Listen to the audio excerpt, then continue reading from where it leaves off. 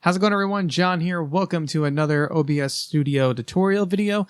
In today's video, I'm going to be talking about the docks. That's going to be the lower part of the software here. Now, I did kind of briefly touch on these particular areas inside the last video where I talked about the navigation of the program, so make sure you guys go ahead and take a look at that video.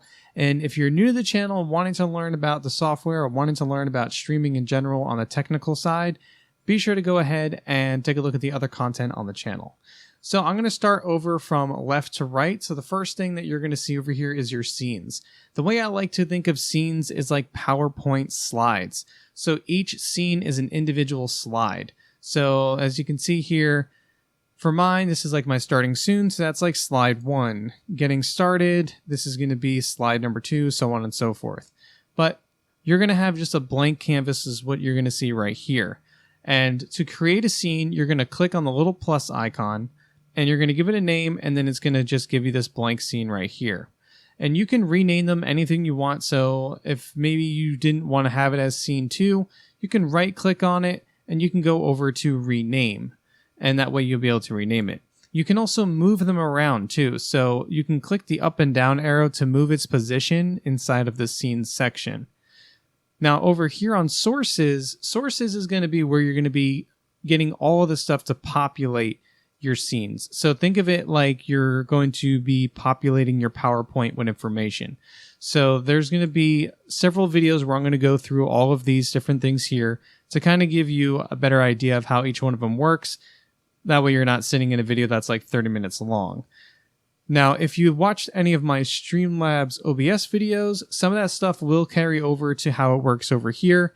It's just a slight difference, but you should be able to carry that information still over here to be able to use it on these guys. But like I said, I'm going to go through them in individual videos for this particular software. So if you don't want to watch the Streamlabs OBS videos to learn how to use these guys, that's fine. I'll be making those videos for this software here.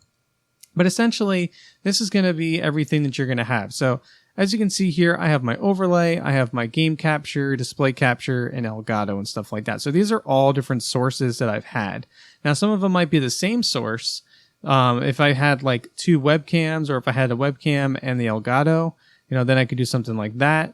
And I can have 2 of them, but I'm going to get into that much later. But this at least shows you that you have your scene over here, PowerPoint slide, information for the PowerPoint slide, aka your sources. Now moving over here, you're going to see that you have your audio mixer. So each one of your audio devices, you're going to be able to control.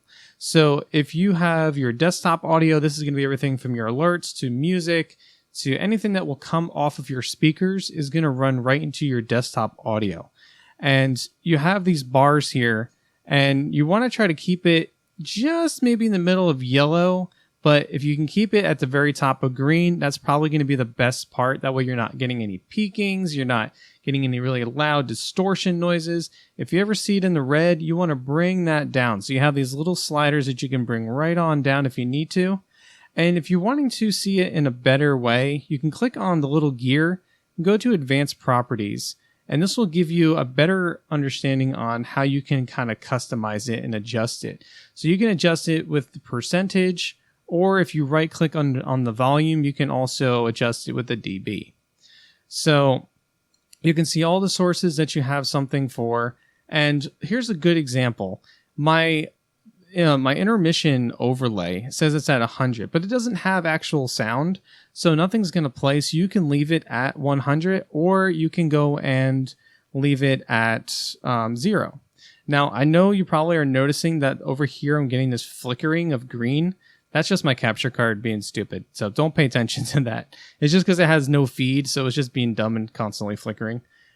But you can pretty much see all of the different devices that you have. You can adjust them with the up and down arrows, or you can type in whatever you want it to be. You can balance it between the left and right. You can also set a delay for it if you wanted to.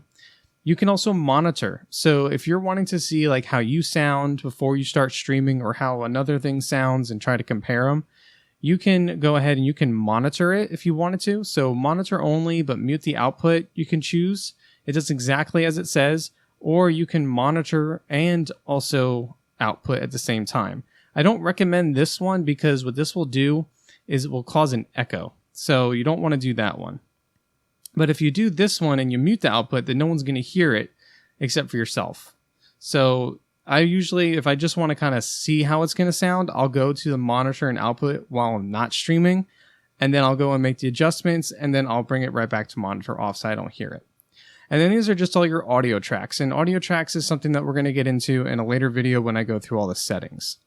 But that's pretty much how each one of these are going to work. So depending on which device is which, whatever you're using it for, you're going to be able to adjust these things. Now over here, for your scene transitions, okay, we're going over this because I'm tired of seeing that thing flicker. We're going to go over here to scene transitions. Now you have cut and fade and stinger. Stinger is what you saw when I was going from this guy right here. That's just a file that I have for my stinger. Now, if you go into your properties by clicking the gear, you can see here that this is what it is. It's an MP4 file that I have. And you can adjust it in different types of time. You can do the milliseconds, or you can do it in frame. Milliseconds is probably the best one to do. And you can just adjust this however you want it to be. You can increase it, and you can also choose to have an audio being monitored, or you can fade out the transition and then fade back in. You can preview how it looks. But if you wanted to add one, you can add these extra ones in here, or you can use the ones that are currently right there. So that's really nice. Now, if you wanted to rename it, you can do that too by clicking on the gear. Now over here is your controls. So you can either start a stream, you can start recording, do the studio mode, which is going to show you this. So this is what you see. This is what your stream sees. And then of course you can transition all that stuff over, and you can use a cut transition, or you can have other ones if you have them there. I don't have any other ones there. And then you can also mess with the fade and fade to black and stuff like that. So this is really handy, especially if you're wanting to change something on your scenes, because as you can see, I'm doing this, right? And then if I wanted to hide that, I can hide that if I needed to, and so on and so forth. And then if I hit transition, it moves it over. So it's really nice.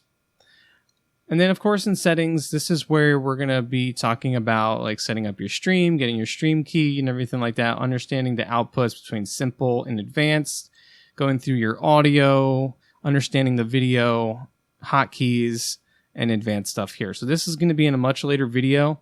So you won't be able to start streaming or start recording just yet until you understand how to do this stuff. But this is where your controls are. And then of course, exit to close the program. Now, one other thing I do want to point out is down here at the very bottom of the program, you're going to see a little live feature, a record, and your CPU usage and FPS and stuff like that. That's really good to pay attention to, especially when you're streaming, because if your chat or anything is saying, hey, your stream's skipping, it's lagging, or if you're noticing that it's doing that, then you can take a look down here and see if you're dropping any frames. Another window will pop up down here, or another feed of message will pop down here with some information, and it's going to tell you whether or not if you are dropping frames. If you're dropping frames, then we have to go back into our settings and see what is going on. And there's a lot of things that could be causing why you're getting dropped frames, which I'll cover in a later video as well. But hopefully that kind of gives you a good idea of what the docks are. And if you don't like how the docks are sitting currently, there's a nice little thing that you can do. You can left click, drag it out, and you can move it anywhere you want. So once you get that where it shows that window, just drop it and it goes wherever you want it. And if you don't like how that is, just like how I showed in my first video, if you go into, I believe it's view, docks, and then reset UI, and then it brings it right back. But anyway, guys, if I missed anything, let me know in the comment section below. If you have any questions, be sure to reach out to me in the comments. You can also talk to me on Discord, Twitter, and when I stream over on Twitch. Hopefully this video was helpful for you. If you enjoyed it, give it a thumbs up.